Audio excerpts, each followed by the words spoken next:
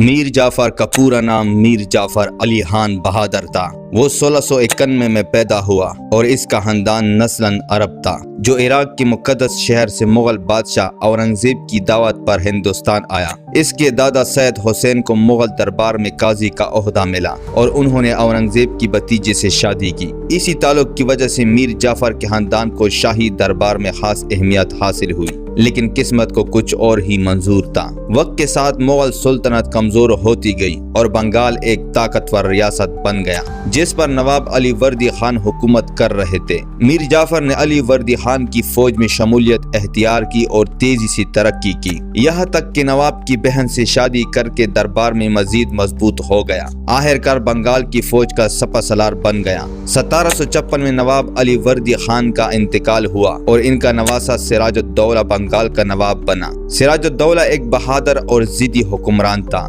جو انگریزوں کی بڑھتی ہوئی مداخلت کے خلاف سخت فیصلے کر رہا تھا، لیکن دربار میں کئی افراد اس کے مخالف تھے، جن میں سب سے نمایاں میر جعفر تھے۔ انگریزوں نے اس صورتحال کا فائدہ اٹھایا۔ برطانوی فوج کے لیفٹنٹ کرنل رابرٹ کلائی نے میر جعفر کے ساتھ خفیہ ڈیل کر لی۔ اس ڈیل کے تحت میر جعفر نے وعدہ کیا کہ وہ جنگ کے دوران اپنی فوج کو حرکت میں نہیں لائے گا اور بدلے میں انگریز اسے بنگال کا نواب بنا دیں گے۔ 23 جون 1757 کو جنگ پلاسی لڑی گئی۔ میدان میں نواب سراج الدولہ کے پاس 50,000 فوجی، 50 توپیں اور فرانسیسی اتحادی موجود تھے، جبکہ انگریزوں کی فوج صرف 3,000 سپاہیوں پر مشتمل تھی۔ لیکن جب جنگ کا فیصلہ کن لمحہ آیا، میر جعفر نے اپنی فوج کو پیچھے ہٹنے کا حکم دے دیا۔ نواب کو میدان جنگ میں تنہا چھوڑ دیا گیا۔ انگریزوں کی چھوٹی سی فوج نے بآسانی سے سراج الدولہ کی فوج کو شکست دے دی۔ نواب جان بچا کر فرار ہوا، لیکن بعد میں گرفتار کر کے قتل کر دیا گیا۔ اس کے ساتھ ہی بنگال پر انگریزوں کا قبضہ مکمل ہو گیا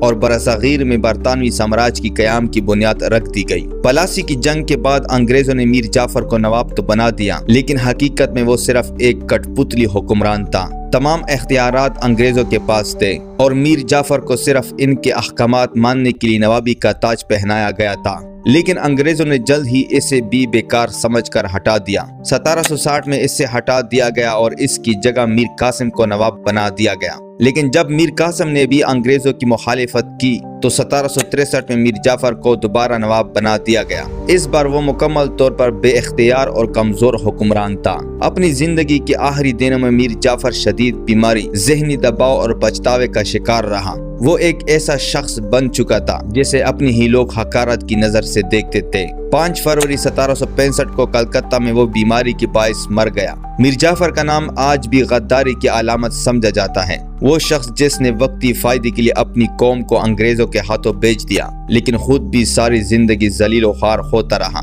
اس کی غداری نے نہ صرف سراج الدولہ کی حکومت کا خاتمہ کیا، بلکہ پورے برصغیر کو غلامی میں دھکیل دیا۔ تاریخ ہمیں سکھاتی ہے کہ وقتی فائدے کے لیے کی گئی غداری کبھی رنگ نہیں لاتی۔ آج بھی جب کوئی شخص اپنے ملک قوم سے غداری کرتا ہے تو لوگ اسے ایک ہی نام سے پکارتے ہیں، میر جعفر۔ مزید اس طرح ویڈیو دیکھنے کے لیے ہمارے چینل کے ساتھ جڑے رہیں۔ ملتے ہیں اگلے شاندار ویڈیو کے ساتھ۔